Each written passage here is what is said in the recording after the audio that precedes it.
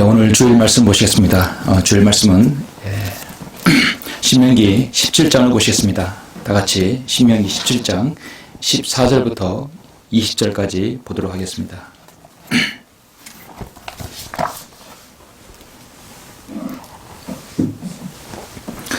신명기 17장 14절부터 20절까지 봉독해 올리겠습니다.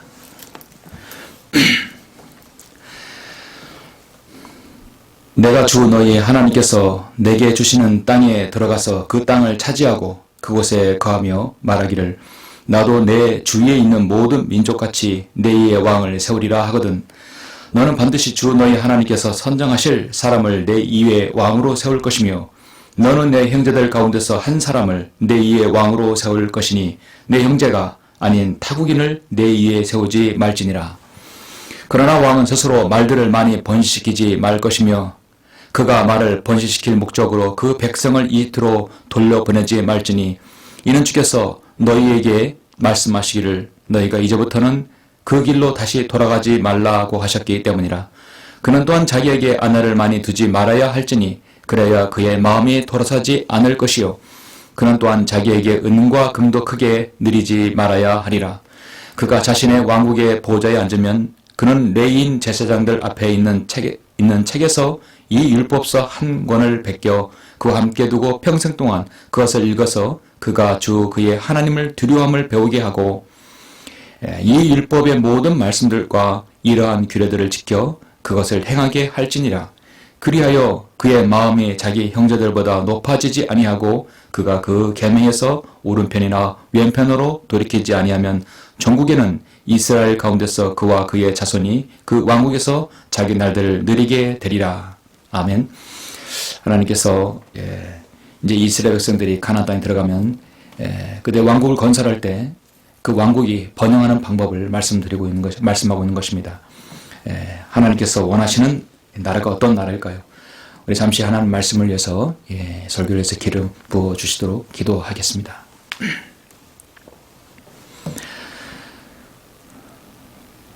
존귀하고 위대하신 아버지 하나님, 모든 제후의 흥망성쇠와 인간의 생사화복을 주장하시는 아버지 하나님 감사를 드립니다. 죄로 인하여 죽을 수밖에 없고 영원히 멸망할 수밖에 없는 저희들을 우리 주 예수 그리스도의 위대한 구속사역을 통하여 그 보배로운 피로 저들을 구속해 주심을 감사합니다. 마지막 시대에 이제 주님께서 저희들을 부르실 그날이 가까운 이때에 저희들의 주님을 섬기는 것 너무나 감사드립니다. 우리가 하나님의 말씀을 통하여 주님과 늘密着된 교제를 갖고 이제 주님께서 우리를 부르실 날을 기대하며 신실하게 주님을 섬기는 모든 성도들 하나님께서 참으로 그들의 기도와 그들의 간구를 주님께서 들어주시고 아버지 하나님 응답해 주시길 원합니다. 오늘 저는 이 말씀을 통하여서 하나님께서 이 땅에 많은 나라들, 군주들, 통치자들, 정부들이 있지만 정말 주님께서 원하시는 그 나라가 어떤 나라인지 하나님 말씀을 통해 전하고자 합니다. 말씀에 기름 부으셔서 성령님께서 저를 인도하셔서 이 귀한 말씀을 성도들에게 잘 전달할 수 있도록 인도하여 주시옵소서. 주 예수 그리스도 이름으로 기도드렸습니다. 아멘. 오늘 저는 말씀 제목을 하나님께서 원하시는 국가라는 제목으로 설교를 하고자 합니다. 하나님께서 원하시는 국가입니다. 여러분, 세상의 사람들이 살면서 가장 관심을 갖는 것 중 하나가 무엇이라고 보십니까? 물론 사람들이 살아가면 먹는 것과 입는 것, 또 사는 곳, 의식주가 가장 중요한 관심사이겠죠. 그리고 난 다음에 무엇입니까? 저는 그 다음이 바로 정치와 정부라고 할 수 있다고 봅니다. 정치와 정부, 참으로 중요한 말이죠. 우리가 사는 세상사에 어떤 정부가 어떻게 정치를 하느냐에 따라 사람들이 어떻게 사느냐에 귀결됩니다. 정말 그 문제는 하루도 빠지지 않고 세상 사람들 사이에서 그런 이 정치와 정부에 대해서 거론합니다. 국내 정치뿐만 아니라 심지어 해외 정치에까지도 관여하는 것이 또 관례 또 일어나는 일들입니다. 사람들의 입에서 날마다 끊이지 않는 이야기가 바로 어떤 정부가 어떻게 들어서며 어떻게 정치를 하고 있고 어떤 나라와 어떤 나라가 어떻게 조약을 맺고 또 어떤 협정을 맺어 체결하고 또 어떤 갈등과 전쟁이 있는지를 늘 세상사는 그것을 알려주고 있습니다.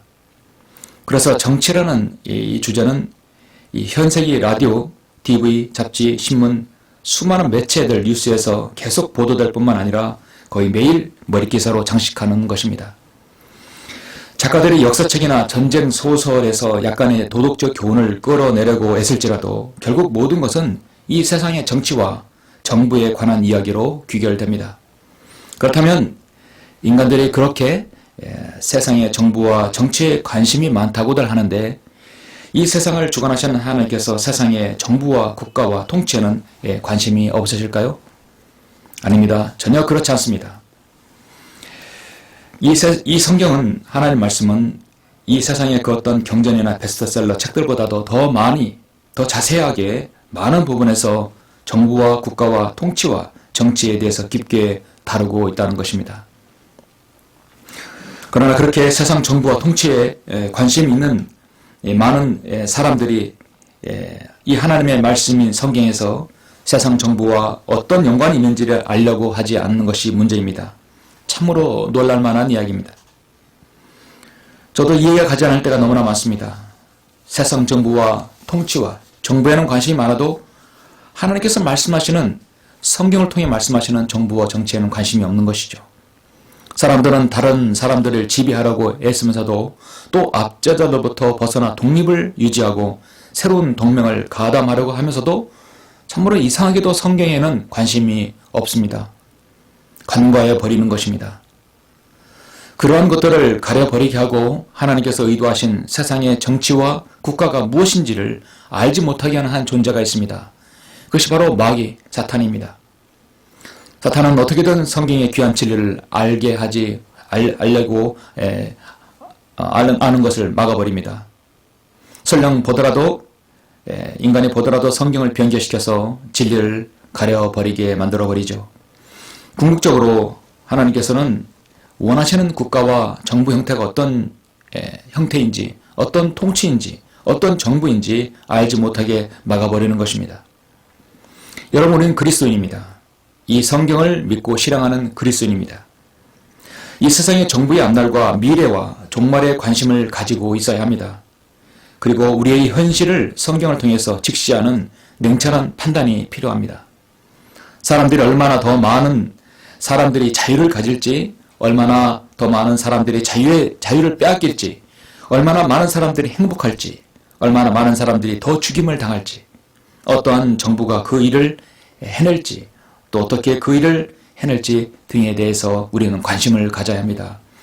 그래서 우리 그리스도인은 세계 여러 나라에서 일어나는 국제 정세에 대해서 그 일들을 잘 살피고 성경을 통해 그런 관조가 있어야 되는 것이죠. 그걸 통해서 세상이 어떻게 돌아가고 흘러가는지를 우리는 가늠할 수 있어야 합니다.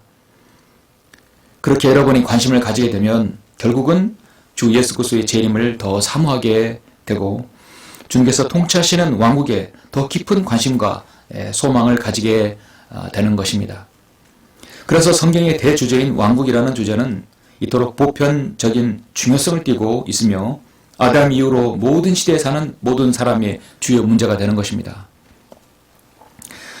오늘 저는 그토록 성경을 통하여 말씀하시고 인류 역사를 지난 6,000년 동안 관장하시는 전능하신 주 하나님께서 잠시 잠깐의 인간 통치를 보시면서 바라보시는, 또 원하시는 통치, 그 정부, 그 나라가 어떠한지를 하나님의 말씀을 통해서 숙고하는 시간이 가졌으면 좋겠습니다. 그런 본문을 저는 신명기 17장에서 찾았습니다. 이 신명기 17장은 18장과 더불어서 복과 저주에 관한 부분이죠. 특히 오늘 본문의 17장 14절부터 20절 말씀은 하나님께서 원하시는 나라 형태가 어떤 나라이고 한 국가의 통치자라면 어떻게 나라를 다스려야 하는지를 정확하게 제시하고 있습니다. 모세가 이스라엘 백성의 광야 시대를 위해서 다시 한번 그들에게 주제하시고 또 확신시켜주는 말씀이 바로 신명기입니다. 그래서 신명기는 하나님 율법을 다시 한번 반복하는 명령인 것입니다. 모세로 말하자면 일종의 백성을 위한 회고일 것입니다. 본문은 이스라엘 백성이 가나안 땅을 차지할 때 번영할 비결을 너무도 정확하게 제시하고 있습니다. 이스라엘 백성의 진정한 번영의 의미와 그 번영을 누리기 위해서 조건이 무엇인가? 통치자가 해야 할 일들, 또 백성이 해야 할 일들 각각이 나눠져 있죠. 백성이 해야 할 일은 신명기 10장에서 제시하고 오늘 신명기 17장은 통치자의 목입니다. 통치자는 먼저 어떻게 해야 되는 것인가? 하나님께서 선택하신 민족인 이스라엘에게 독특한 보물이요, 너희들은 제사장들의 왕국이라고 분명하게 말씀하였고 거룩한 민족이라고 했습니다. 너희들이 이 말씀에 순종하면 그 복을 천대까지 수천대까지 주시겠다고 약속해 주셨습니다. 본문 신명기는 복과 저주의 원리를 조해주는 구약의 대표적인 말씀 중에 하나입니다. 하나님께서 신정국가를 세우시고 자신의 자녀들을, 그 백성들을 다스릴 수 있었지만 이스라엘은 먼저 거부하고 우리에게도 왕을 달라고 했습니다. 그 왕에게 통치권을 주십시오. 그러면 우리가 주님을 배반하지 않겠습니다. 결과적으로 그들은 그 언약을 지켰습니까? 지키지 않았습니다. 하나님께서 너희들은 가나안 땅에 들어가면 왕을 세우되 그리고 지켜야 할 것이 여기 있다. 그리고 그러면 번영할 수 있고 초인류 국가가 될 수 있고 번영할 수 있다는 것이죠. 너희들 지킬 수 있겠지? 예, 지키겠습니다. 여호수아 24장에서 여호수아의 고벌 설교에서 우리가 지키겠습니다. 그것이 우리가 증인이 되겠습니다. 그러나 그들은 지키지 못하였습니다. 오늘 17장 14절부터 15절을 잠깐 보시면 내가 주 너의 하나님께서 내게 주시는 땅에 들어가서 그 땅을 차지하고 그곳에 거하며 말하기를 나도 내 주위에 있는 모든 민족같이 내 위에 왕을 세우리라 하거든. 내가 왕을 세우겠다. 너는 반드시 주 너의 하나님께서 선정하실 사람을 내 위에 왕으로 세울 것이며 너는 내 형제들 가운데서 한 사람을 내 위에 왕으로 세울 것이니 내 형제가 아닌 타국인을 내 위에 세우지 말지니라. 당연한 것이죠. 하나님께서 선정한 사람을 세워야 되는 것이죠. 일반적으로 과학자들과 철학자들은 하나님을 거절하면서도 어느 정도 성경적인 원칙에서 자신들이 말하는 이상국가의 그 정부 형태가 세워지려면 약 3가지 정도를 전제를 세웁니다. 전제를 가지고 있습니다.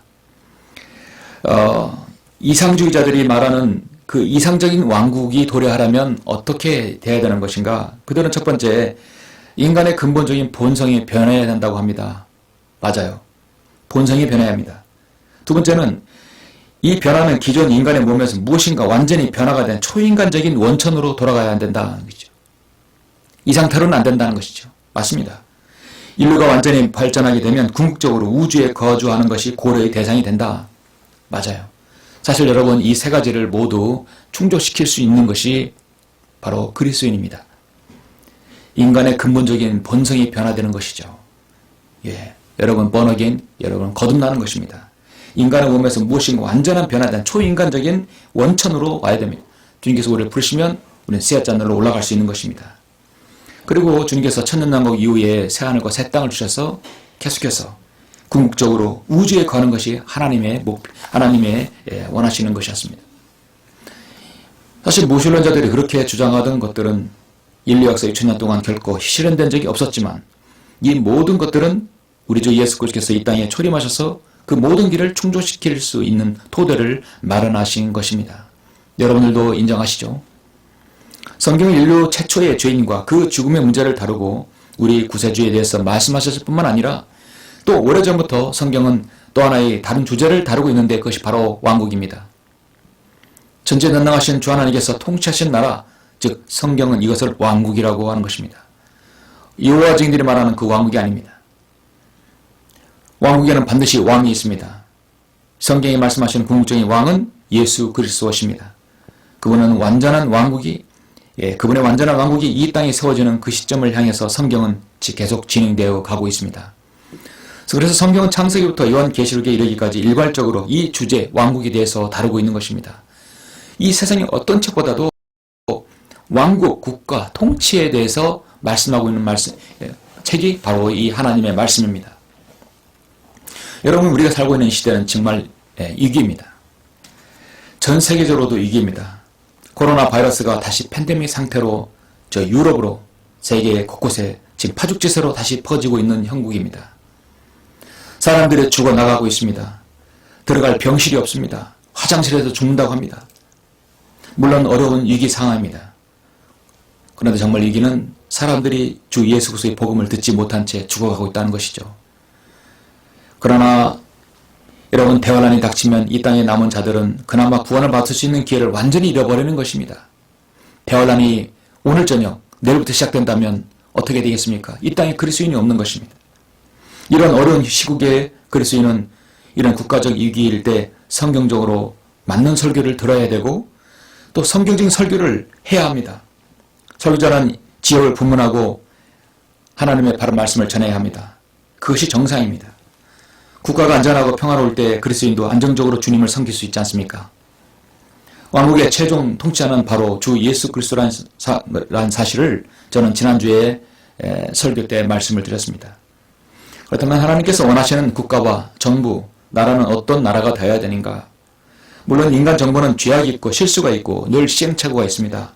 중요한 것은 그 인간 정부가 어떻게 하나님의 말씀이 하시는 그 말씀의 관역을 향해 쏘고 있는 것인가? 계속 관역 중심을 향해 쏴야 되는 것이 인간의 노력입니다. 인간의 정부가 해야 할 일입니다. 정 하나님께서 원하시는 관역의 중심은 무엇인가? 오늘 저는 여러분에게 그 세 가지를 말씀을 드리려고 합니다. 이 땅에 하나님께서 원하시는 국가 어떤 나라인가? 첫째로 오직 하나님만을 의지하는 국가가 되라. 오직 하나님만을 의지하는 국가 되도록 통치자는 힘써야 됩니다. 여러분 본문 17장 16절을 보십시오. 16절을 보시면 그러나 왕은 스스로 말들을 많이 번식시키지 말 것이며 그가 말을 번식시킬 목적으로 그 백성을 이트로 돌려보내지 말지니 이는 주께서 너희에게 말씀하시기를 너희가 이제부터는 그 길로 다시 돌아가지 말라고 하셨기 때문이라. 하나님께서는 일찍이 너희들은 가면 목을 곧게 하지 말라겠고 즉 교만하지 말고 초심을 버려서는 안 된다고 했습니다. 신명기 잠깐 여러분 10장 12절을 보시겠습니다. 신명기 10장 12절부터 22절을 보면 하나님께서 가나안 땅에 들어가면 너희들 이스라엘 백성들은 이렇게 해야 된다고 했죠. 신명기 10장 12절 말씀입니다. 이제 이스라엘아 주 너희 하나님께서 내게 무엇을 요구하시느냐? 오직 주 너희 하나님을 두려워하고 그분의 모든 길로 행하고 그분을 사랑하며 내 마음을 다하고 내 혼을 다하여 주 너희 하나님을 섬기며 내가 오늘 내 번영을 위하여 내게 명령하는 주의 계명들과 그분의 규례들을 지키는 것이 아니냐. 보라 하늘과 하늘들의 하늘이 또 땅과 그 안에 있는 모든 것이 너희 하나님의 주의 것이나 주께서는 오직 내 조상을 기뻐하시고 그들을 사랑하시어 그들의 씨인 너희를 모든 백성 가운데서 택하신 것이 오늘과 같으니라. 그러므로 너희 마음의 표피를 할례하고 더 이상 목을 굳게 하지 말라. 교만하지 말라는 것이죠. 이는 주 너희 하나님은 신들의 하나님이시며 주들의 주시며 위대하신 하나님이시며 능하시고 두려우신 분이시며 사람의 외모를 개의치 아니하시고 뇌물을 받지 아니하시미니 그는 나비 없는 자와 과부를 판단하시며 타국인을 사랑하시어 그에게 음식과 의복을 주시느니라. 그러므로 너희는 타국인을 사랑하라. 이는 너희도 이집트 땅에서 타국인들이었음이니라. 너는 주 너희 하나님을 두려워하며 그분을 섬기고 너는 그분께 밀착하며 그분의 이름으로 맹세하라. 주는 너의 찬양이시요 주는 내 눈이 본 대로 이 이대하고 두려운 일들을 내게 행하신 내 하나님이시니라. 내 조상은 70명이 이태에 내려갔으나 이제 주 너희 하나님께서는 너를 하늘의 별들처럼 많게 하셨느니라 했습니다. 일반적으로 우리가 이제 하는 말이 개구리 울챙이적 생각 못한다고 그런 말이 있죠. 이스라엘 백성들은 그렇게 어려운 시절이 있었습니다. 하나님께서 이들을 높이 세워주셨고 하나님의 은혜로 그들을 구원해 주셨습니다. 그리고 가나안 땅에 들어가셨어요. 그래서 과거를 잊지 말라는 것이죠. 그리고 교만해지지 말라는 것입니다. 하나님께서 초대왕 사울왕 이후에 이스라엘을 건국한 다윗은 적어도 이 본문 말씀에서 하시는 하나님의 말씀대로 국가를 건설했습니다. 그 다음 아들 솔로몬은 어떻습니까? 그렇지 못했습니다. 솔로몬은 피 한 방 흘리지 않고 전무후무한 부귀영화를 누리며 왕위에 올랐습니다. 그의 통치 기간 중에 하나님과 가장 밀접하게 교제하고 선한 통치를 할 때는 잠언이나 솔로몬의 노래를 기록하였지만 그가 타락한 후에 결국 말년에 가서는 전도서를 기록하고 모든 것이 헛되다는 결론을 내렸습니다. 역사상으로 볼 때 그 어떤 왕도 솔로몬의 삶보다 영화롭고 풍성한 삶을 살았던 왕은 없었습니다. 이것은 하나님의 약속이 성취된 하나의 본보기인 것입니다. 이 세상에 많은 사람들이 솔로몬의 생애처럼 살아보려고 노력하지만 솔로몬의 말년은 결코 아름답게 끝나지는 않았습니다. 우리는 솔로몬의 모습에서 우리는 하나님과 함께하는 삶은 영광의 삶이지만 하나님을 떠난 삶은 허망스러우고 악몽에 불과하다는 것을 우리는 교훈으로 남습니다. 솔로몬의 생애가 끝까지 하나님과 동행한 삶이었다면 그의 말년은 결코 징계와 전쟁으로 끝나지 않았을 것입니다. 왜 하나님께서 스스로 말들을 번식시키지 말라고 했을까요? 이 말씀은 이사야 31장에 나오는데요. 제가 말씀을 읽겠습니다. 이사야 31장 1절 3절 보면 도움을 청하러 이토로 내려가는 자들에게 화로다. 말들을 의지하고 병거들을 의뢰하나니 이는 그것들이 많이 있음이라. 또 기병들을 의뢰하니 이는 그들이 매우 강함이라. 그러나 그들은 이스라엘의 거룩한 분을 바라보지 아니하며 주를 찾지 않는도다 했습니다. 여러분, 말들을 의지하고 병거들을 의뢰하러 어디로 간다겠습니까? 이토로 내려간다 했습니다. 그들이 400년 동안 그들을 노예로 삼아서 군림했던 그 이토로 왜 돌아가라는 것입니다. 돌아가서는 안 된다는 것이죠. 하고 많은 것 중에 왜 또 이집트입니까? 여러분, 말은 항상 병거가 따르죠. 말과 병거는 군대의 가장 강력한 핵심 당시의 무기입니다. 전쟁이 일어날 때 중요한 수단이죠. 어려움을 당할 때, 전쟁이 일어날 때 그 말들을 번식시키러 이토로 구하러 내려가지 말고 이방 나라에게 의지하지 말라는 것이죠. 2절 보니까 그러나 주께서도 현명하사 재앙을 가져오시며 그의 말씀들을 처리하지 않으실 것이요 오직 해악자의 지배를 치고 또 악을 행하는 자들을 돕는 자를 치려고 일어나실 것이라. 이집트인들은 사람이요 하나님이 아니다 하였어요. 이집트인들은 사람이요 하나님이 아니며 그들의 말들은 육체요 영이 아니라. 주께서 손을 펴시면 돕는 자도 쓰러지고 도움을 받는 자도 쓰러지리니 그들이 함께 망하리라. 이집트인들은 사람이라 했습니다. 어려움을 당할 때 하나님께 간구하고 구해야 되지 왜 이토로 내려가는 것이냐. 그런데 이스라엘 백성들은 늘 그랬습니다. 그래서 하나님께서 아시리아 바빌론을 통해서 제국을 멸망시킨 것이죠. 너는 내 마음을 다하고 혼을 다하고 생각을 다해 주 너의 하나님을 사랑하라 했습니다. 사랑하는 것은 무엇입니까? 의지하는 것입니다. 아무도 두 주인을 섬길 수 없다고 마태복음 6장에서 말씀합니다. 이는 그 한쪽은 미워하고 다른 쪽을 사랑하거나 한쪽을 존중하고 다른 쪽을 업신여기기 때문이라 말씀합니다. 너희가 하나님과 재물을 동시에 섬길 수 없느니라 했습니다. 아무도 어떤 모양으로든지 너희를 미혹하지 못하게 하라. 이는 먼저 배교하는 일이 이르지 않고 또 그 죄의 사람 곧 멸망의 아들이 나타나지 않고는 그날에 오지 아니함이라. 사람이 미혹되는 것이 무엇입니까? 자신이 의지하고 자신이 믿는 신념을 다른 걸로 바꿔버리는 것이죠.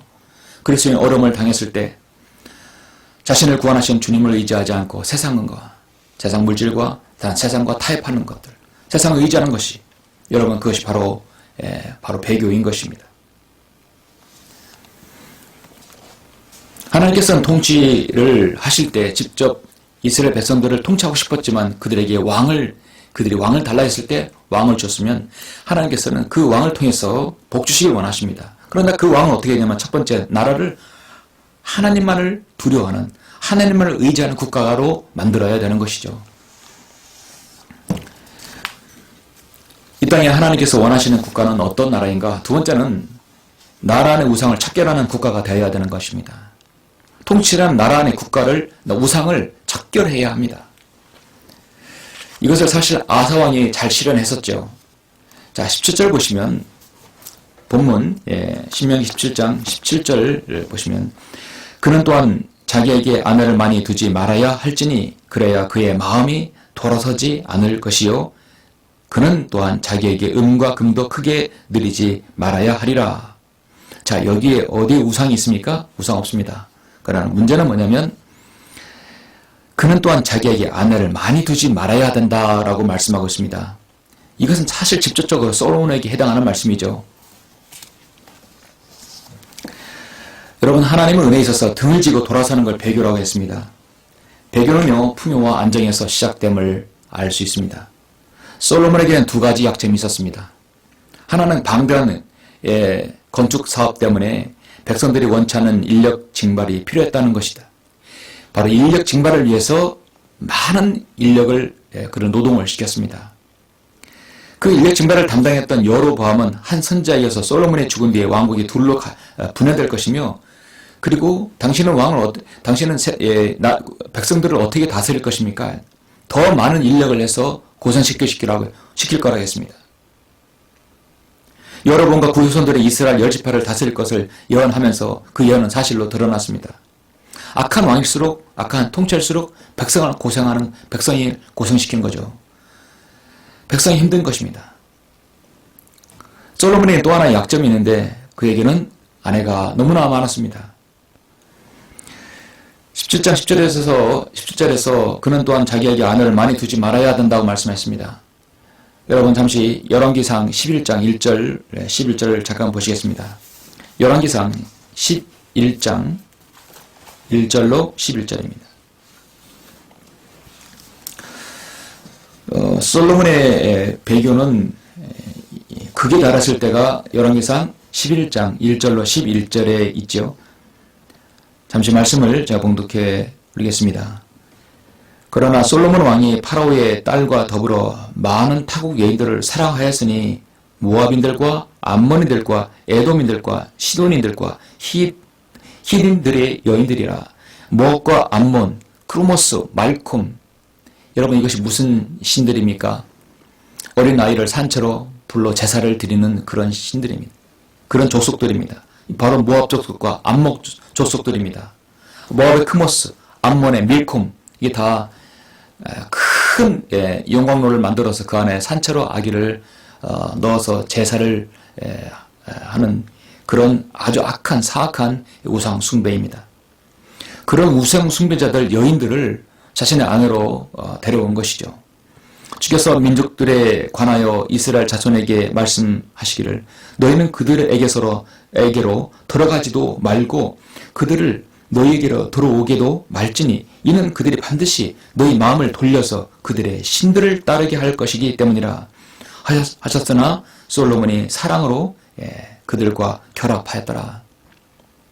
거절한 것이죠. 일단 하나님께서 허용하시긴 하셨습니다. 그러나 하나님께서 솔로몬에게 아내 즉 왕비가 700이요 후궁이 300이 있었으니 그의 아내들이 그의 마음을 돌이켰더라 했습니다. 하나님을 섬기는 것에 돌이켜버린 것입니다. 요즘에는 혼혈이 많이 생겼습니다. 이민자도 많이 있고 외부에서 우리나라도 많은 동남아라든지 여러 나라에서 신부들이 옵니다. 오면서 여러분 그들의 신도 가져온다는 사실을 아십니까? 피도 섞일 뿐만 아니라 그들이 가지고 있는 악령들 또 마귀에게 제사하는 것들 그런 것도 같이 가져와서 이 땅에 우상 숭배가 더 만연하게 만드는 것입니다. 솔로몬이 늙자 그의 아내들이 그의 마음을 돌이켜 다른 신들을 따르게 하였더라. 그의 마음이 그의 아버지 다윗의 마음처럼 주 그의 하나님과 더불어 온전하지 아니하였으니 이는 솔로몬이 시돈인들의 여신 아스토렛을 따라가고 암몬인들의 가정한 것인 밀콤을 따랐습니다. 솔로몬이 주의 목전에서 악을 행하였고 그의 아버지 다윗이 행한 것처럼 주를 완전히 따르지 아니하더라. 악을 행하였다고 말씀하고 있습니다. 산채로 아기를 불에 제물로 바치는 것에 솔로몬도 같이 거기에 참여했다는 것이죠. 그때 솔로몬이 예루살렘 앞에 있는 산에 모압에 가정한 것인 크모스를 위하여 산당을 짓고 또한 암몬 자손에 가정한 것은 몰렉을 위하여 산당을 지었으며 또 그가 그의 모든 타국인 아내들을 위해서도 그와 같이 하였으니 그들의 신들에게 분향하고 희생자를 드리더라. 정말 그건 무도한 죄입니다. 솔로몬의 마음이 이스라엘의 주 하나님으로부터 돌이켜진 까닭에 주께서 그에게 진노하시니라. 주께서 전에 그에게 2번 나타나셔서 이 일에 관하여 명하시어 그가 다른 신들을 따라가서는 안 된다고 하셨는데도 그가 주께서 명하신 것을 지키지 아니하였으므로 주께서 솔로몬에게 말씀하시기를 내가 이 일을 행하여 내가 내게 명한 나의 언약과 규례들을 지키지 아니하였으니 내가 반드시 내게서 왕국을 찢어서 내 신하에게 주리라. 그 결과는 참담했던 것입니다. 참으로 인간의 욕망은 끝이 없습니다. 만족할 줄 모르는 것이 인간의 욕망이 바로 솔로몬에게서 나타납니다. 그가 먹을 것, 입을 것, 가지고 있는 모든 것을 다 하나님 주셨지만 그는 우상숭배에 빠졌습니다.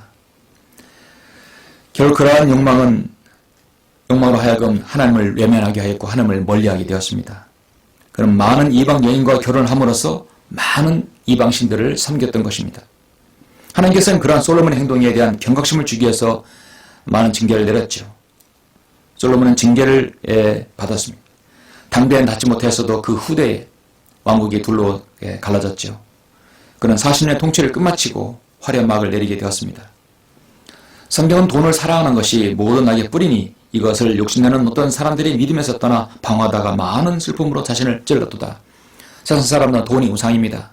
보이는 우상이 아닙니다. 보이지 않는 우상이 더 큰 우상입니다. 이 땅에 하나님께서 원하시는 국가는 어떤 정부인가, 어떤 국가인가? 마지막 세 번째로 하나님께서 원하시는 국가는 하나님의 말씀을 두려워하는 나라입니다. 그런 정부를 하나님께서 원하시는 것입니다. 이 세상에 그런 정부는 없을까요? 참으로 요원하죠. 여러분 18절부터 19절, 20절 보시겠습니다. 그가 자신의 왕국에 보좌에 앉으면 그는 레인 제사장들 앞에 있는 책에서 이 율법서 한 권을 베껴 그와 함께 두고 평생 동안 그것을 읽어서 그가 주 그의 하나님을 두려움을 배우게 하고 이 율법의 모든 말씀들과 이러한 규례들을 지켜 그것들을 행하게 할지니라. 그래야 그의 마음이 자기 형제들보다 높아지지 아니하고 그가 그 계명에서 오른편이나 왼편으로 돌이키지 아니하면 전국에는 이스라엘 가운데서 그와 그의 자손이 그 왕국에서 자기 날들을 누리게 되리라 했습니다. 하나님의 말씀에서 멀어지지 말라는 것이죠. 일찍이 다윗은 시편 111편에서 주를 두려워함이 지혜의 시작이라 했습니다.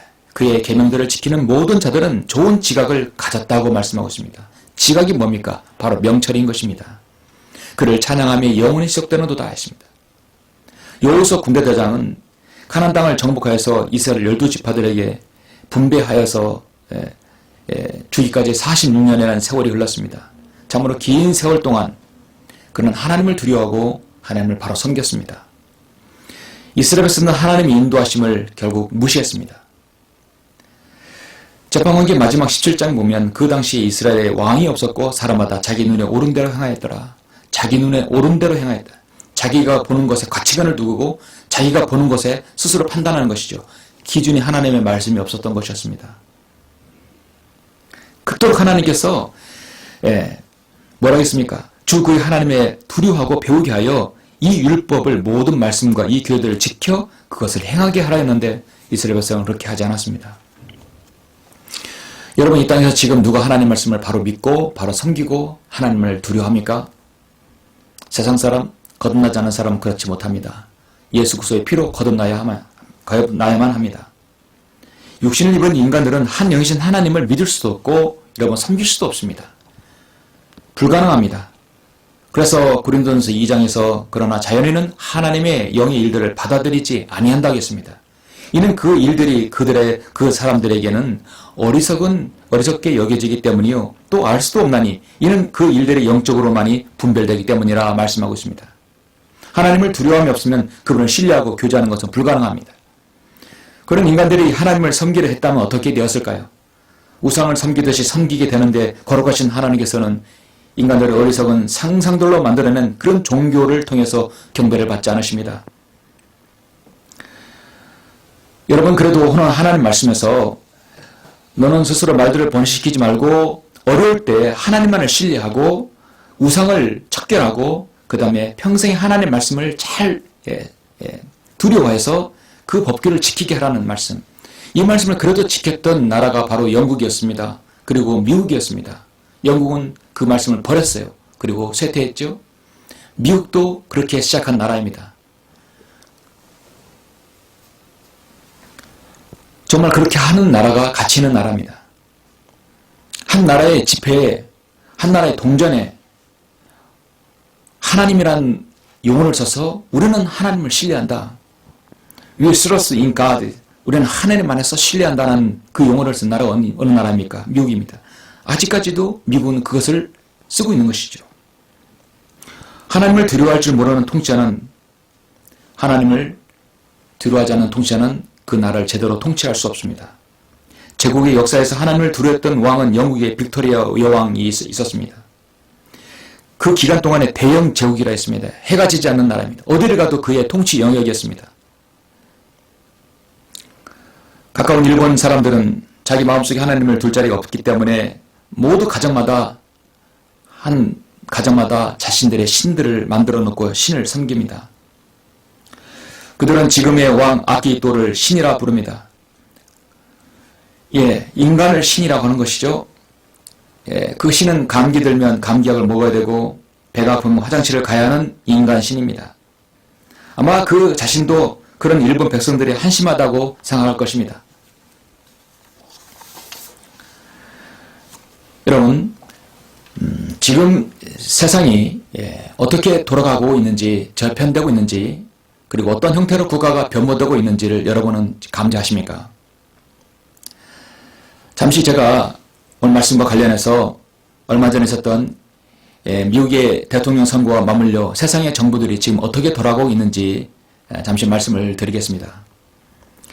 성경을 믿고 실행하는 우리 그리스도인조차도 성경을 통해서 세상을 바로 보아야 하는데 지금 그렇지 못하는 상태라 심히 참 안타깝습니다.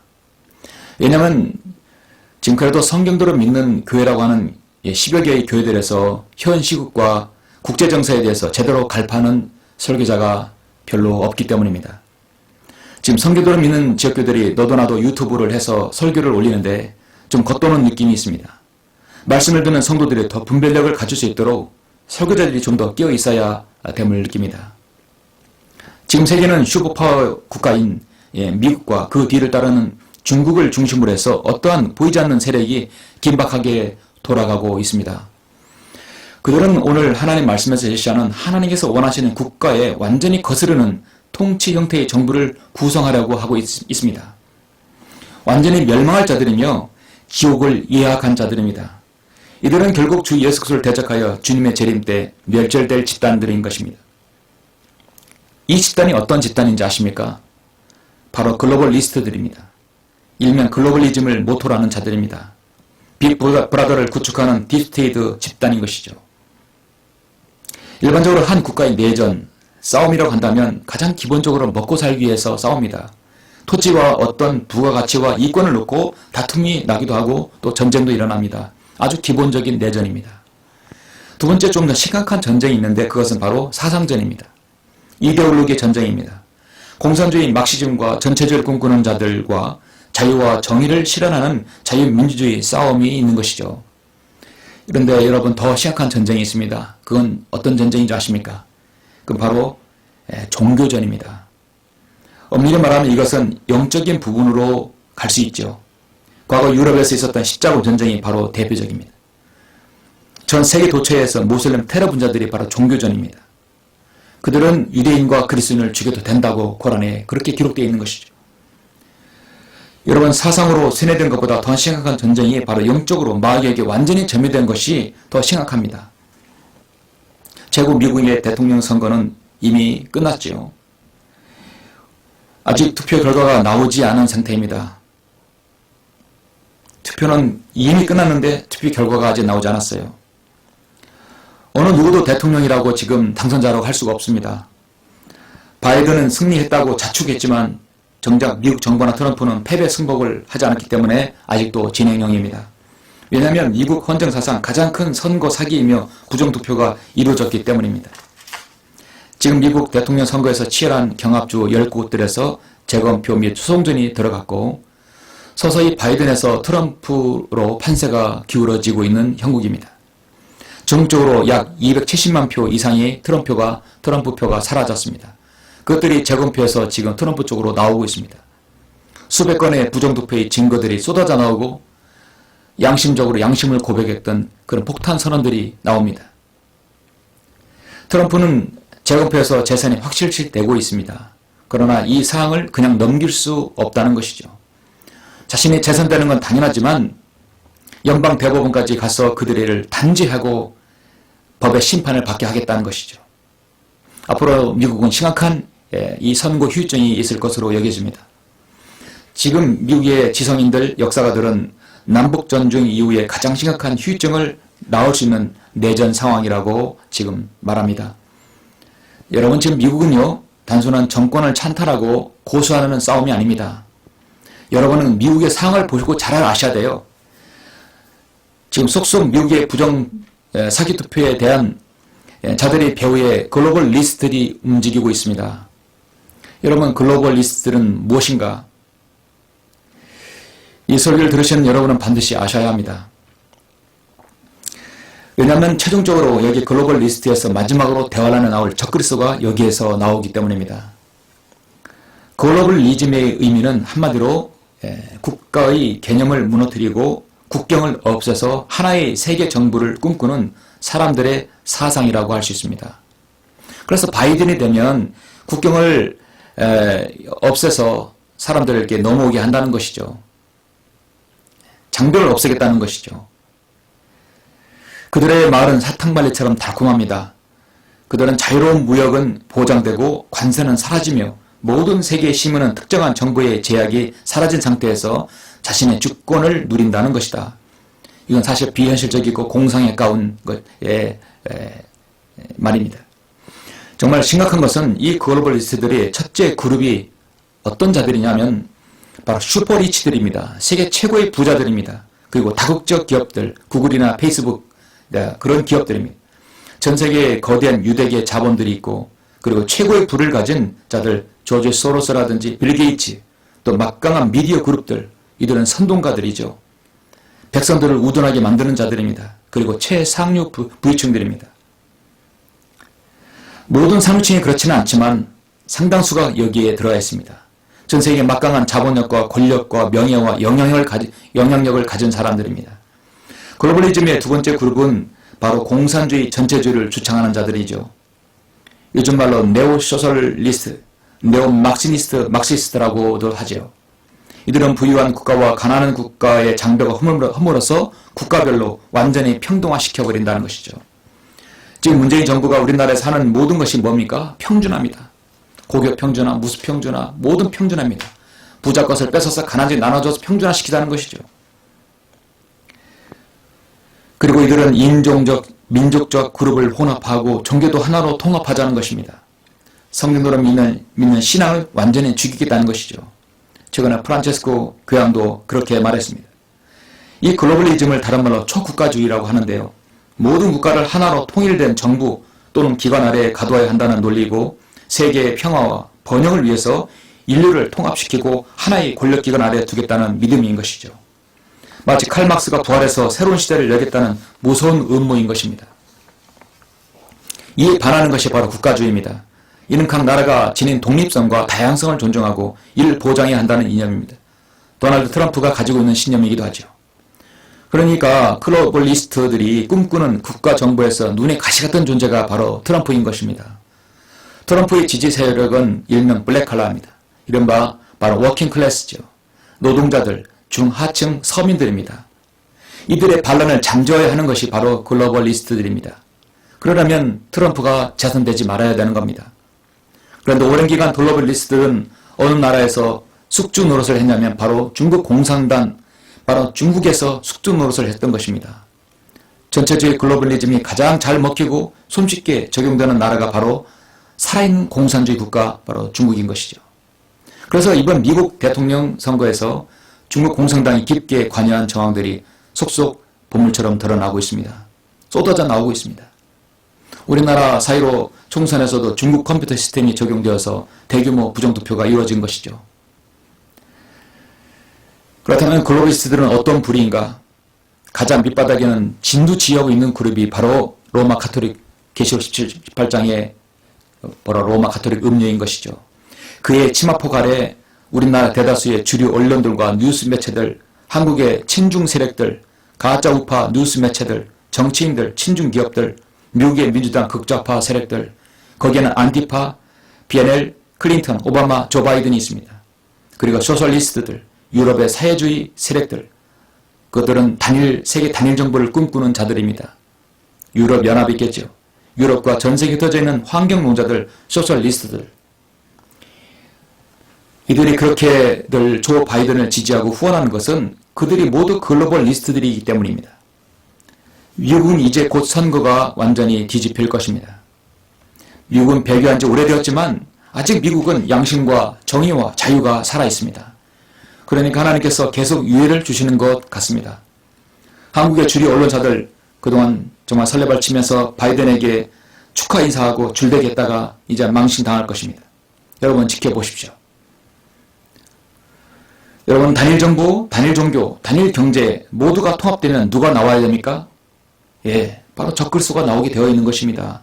그것을 이 글로벌 리스트들이 준비를 하고 있는 것이에요. 그들이 가장 강력한 무기가 뭐냐면 바로 평화입니다. 평화입니다. 그렇습니다. 세계는 그렇게 그들의 원대로 그렇게 돌아갈 것이라고 이미 성경에서 예언되고 있습니다. 그것이 언제냐? 그것이 중요하죠. 트럼프가 재선되면 그 일은 좀 유예가 되고 늦춰지겠죠. 어떻게든 그런 글로벌 시대가 되면 우리 그리스도인들은 더 이상 이 땅에 남을 수가 없습니다. 우리가 올라갈 것입니다. 그러한 상황을 여러분은 지금 염두에 두고 세상을 바라보셔야 될 것입니다. 사랑하는 성도 여러분, 말씀을 맺겠습니다. 이제 곧 진짜 왕 중의 왕, 만왕의 왕이신 주 예수 그리스도께서 다시 오십니다. 그렇게도 주님께서 말씀하셨던 신정 통치, 즉 하나님께서 다스리시는 정부가 이제 탄생할 것입니다. 가짜 적그리스도의 정부는 이미 폭망했고 재림시 아마겟돈 전쟁에서 모두 불타 지옥으로 떨어질 것입니다. 정말 이 땅에 미중유의 천년의 완벽한 정부, 완벽한 통치, 완벽한 공의로 다스릴 그날이 올 것입니다. 초림시에는 우리를 위해서 십자가의 구주로 오셨지만 재림시에는 영광의 왕으로 오실 것입니다. 땅은 물리적으로 다시 회복합니다. 저주받은 가시 엉겅퀴가 없어집니다. 동물계도 저주에서 풀려납니다. 양육강식의 세계와 먹이사슬의 체계도 완전히 바뀔 것입니다. 이방 세계의 권세가 제거됩니다. 이 시대에 고난받았으며 진영 밖으로 나가서 그 수치를 짊으셨던 그리스도인들은 상속자들이 되어서 그 유업에 동참하게 될 것입니다. 그리고 통치자가 될 것입니다. 솔로몬 시대처럼 이스라엘은 민족들의 머리와 우두머리가 되며 세상의 수도는 죄 없는 우리 구세주의 왕으로께서 왕으로 좌정하신 바로 예루살렘이 될 것입니다. 여러분 어느 시대건 어느 나라건 하나님을 두려워하는 민족의 지도자들은 국가의 위기 앞에서 국가가 백제간도에 있을 때 풍전등화 있을 때 그들은 기도했습니다.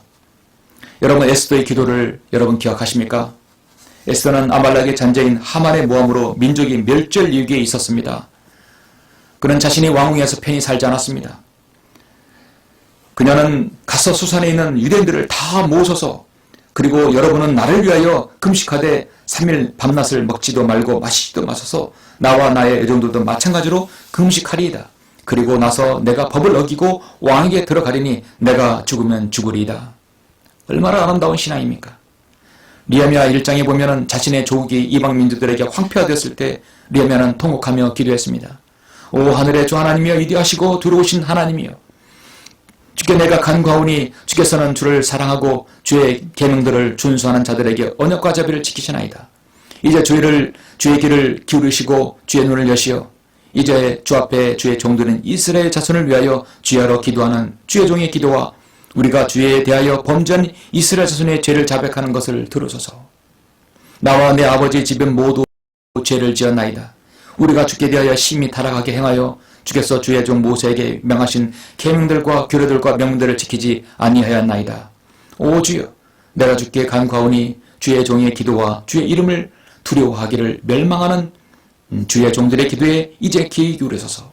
내가 주께 기도하오니 오늘 주의 종으로 형통하게 하시어 이 사람의 목전에서 종에게 자비를 베푸소서.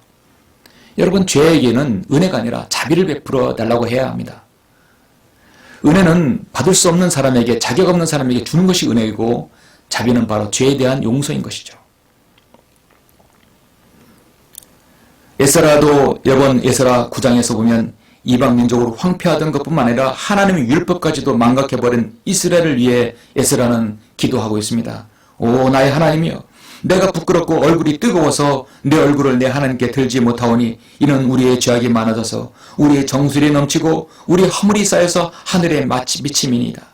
오 하나님이여 이제 이같이 된 후에 우리가 무엇을 말하리까? 이는 우리가 주의 계명들을 버렸음이오니 우리가 다시 주의 계명을 어기고 이 가증한 백성과 더불어 인척관계를 맺겠나이까? 그리하오면 주께서 우리에게 진노를 진노하시어 남은 자나 피할 자나가 없도록 진멸하지 아니하시겠나이까? 오 이스라엘의 주 하나님이여 주께서는 의로우시나니 이는 우리가 남아 피한 것이 오늘과 같음이니이다. 보소서 우리가 주 앞에 범죄하여 싸우니 우리가 이로 인하여 주 앞에 서지 못하겠나이다. 민족의 지도자들은 우리가 범죄했다고 하나님께 자백하고 민족적인 자배를 구하고 있는 것입니다. 그 외에도 예레미야에도 있고 여러 있지만 지왕왕기상 생각하겠습니다. 1920년 일제치하에서 모진 고문 끝에 순교한 유관순 열사는 기도합니다. 내 손과 다리가 부러져도 내 손톱과 발톱이 빠져나가도 고통은 이길 수 있사오나 나라를 잃어버린 이 고통만은 견딜 수 없습니다. 나라에 바칠 목숨이 오직 하나밖에 없는 것이 이 소녀의 유일한 슬픔입니다. 그는 진정한 그리스도인이었습니다. 불과 17, 18의 나이에 이와 같은 기도를 할 수 있다는 것이 대단하지 않습니까? 우리나라를 자유 대한민국으로 막은 초석으로 이끈 이승만 대통령의 마지막 기도가 무엇입니까? 참으로 귀한 기도이죠. 참 그리스도인입니다. 이제 저의 천명을 다하여 감히 아버지께 구합니다. 저에게 주셨던 사명을 감당치 못하겠나이다. 몸과 마음이 너무 늙어버렸습니다. 바라옵건대 우리 민족이 앞날에 주님의 은총과 축복이 함께 하시옵소서. 우리 민족을 오직 주님께 맡기고 가겠습니다. 우리 민족이 굳게 서서 다시는 종의 명예를 매지 않게 하여 주옵소서. 우리는 기도해야 합니다. 그렇습니다. 지금 우리나라는 어둡고 희망이 보이지 않는다 할지라도 기도하는 몇 명의 그리스도인이 필요합니다. 바로 여러분이 필요합니다. 이 민족을 지키는 것은 60만 국군도 아니고 주한미군도 아닙니다. 이 땅에 기도하는 교회의 부르짖음이 필요하고 이 땅에 기도하는 하나님의 백성이 필요하고 성경 듣는 그리스도인이 필요합니다. 나라를 위해 기도할 때입니다. 이 민족을 위해 기도해야 할 때입니다. 저는 오늘 신명기 이 말씀처럼 이 나라 대한민국이 하나님께서 원하시는 그런 나라가 되리라고 생각하지는 않습니다. 정치인들, 위정자들을 보면 그 일은 요원하기만 합니다. 그러나 우리 그리스도인의 성경 말씀대로 그러므로 내가 무엇보다도 먼저 권하노니 모든 사람을 위하여 간구와 기도와 중보와 감사를 하되 왕들과 권세 있는 모든 사람을 위하여 하라. 이는 우리가 모든 경건과 청렴한 가운데서 평온하고 조용한 생활을 하려 함이라 말씀하고 있습니다. 우리 그리스도인이 이 마지막 시대에 경건하고 청렴한 생활을 하기 위해서라도 이 나라를 위해서 기도해야 합니다. 잠시 우리 묵상의 시간, 기도하는 시간을 갖겠습니다. 잠시 머리를 숙이시고 눈을 감으시고 잠깐 기도하는 시간 갖겠습니다. 여러분, 우리나라 대한민국의 시국은 어떻습니까? 우리 국민들 대다수는 이 나라의 위정자들 때문에 정말 극도의 피로감과 스트레스를 받고 있습니다. 아예 정치에는 신경을 쓰지 않으면 스트레스는 없을 것입니다. 그런데 국민들은 민생의 도탄에 빠지고 먹고 살기 어려운 시대로 되어버린 것이 문제입니다. 그러니까 자연적으로 나라의 일꾼들에게, 정치인들에게 시선을 쏠리는 것 아닙니까? 지금 대통령이 지나간 흔적마다 초유의 대통령 행보를 걷고 있습니다. 한 번도 경험하지 못하는 나라를 만들겠다는 취임전서를 정말 잘 이행하고 있습니다. 나라의 경제를 급격하게 기울이고 있고 실업률이 올라가고 외국에서는 국격을 떨어뜨리고 사회 전반에 좌경 공산주의 사상이 물든 자가 사회를 주도하고 있습니다. 동성연애를 방조하고 조장하고 있습니다. 자주국방을 지키는 국군의 비양심적인 사람들로 만들어 병역 거부자들을 법원에서 손을 들어줍니다. 정말 서민들이 울고 있습니다. 그리스도인이 울고 있습니다. 나라를 사랑하는 그리스도인이 울게 하고 있습니다. 이 나라도 일찍이 교회들이 분열되지 않고 성경도로 실행하고 섬기며 복음의 진리를 전했더라면 좌경 공산주의 사상으로 물든 자들이 이 땅에 발을 붙이지 못했을 것입니다. 그러면 이렇게 어려울수록 우리가 바로 서야 할 기관이 어디입니까? 국가의 기강이 해이해지고 청와대가 국민이 우는 소리에 기울이지 못하고 거짓 평화 선동에 휘말릴 때 바로 서야 할 곳이 어디입니까? 바로 교회입니다. 바로 여러분 자신입니다. 교회가 바로 서고 여러분 자신이 바로 서야 됩니다. 교회가 성경도를 믿고 실행해야 이 멸망해 가는 나라와 세상이 조금 더 유해를 받을 수 있는 것입니다. 그래서 여러분은 조금 더 복음을 전할 수 있는 것입니다. 이스라엘이 그렇습니다. 멸망해가는 유다와 이스라엘이 좀 더 유해를 받은 것은 이렇게 헌신된 선지자들이 있었기 때문입니다. 이 땅의 유일한 가치와 자산이 누구입니까? 바로 여러분입니다. 나라와 국가를 위해서 기도하는 여러분들입니다. 국가와 민족을 사랑하고 교회를 사랑하며 마지막 시대임을 알고 주님을 증거하면서 신실하게 섬기는 바로 여러분들입니다. 잠시 기도하시겠습니다.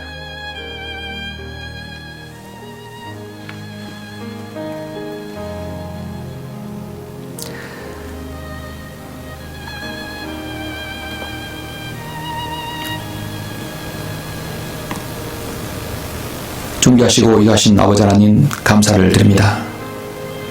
부족한 적은 오늘 신명기 17장을 통해서 일국의 통치가 되었을 때 국가를 어떻게 다스려야 되는지를 하나님의 말씀을 통해 전하였습니다.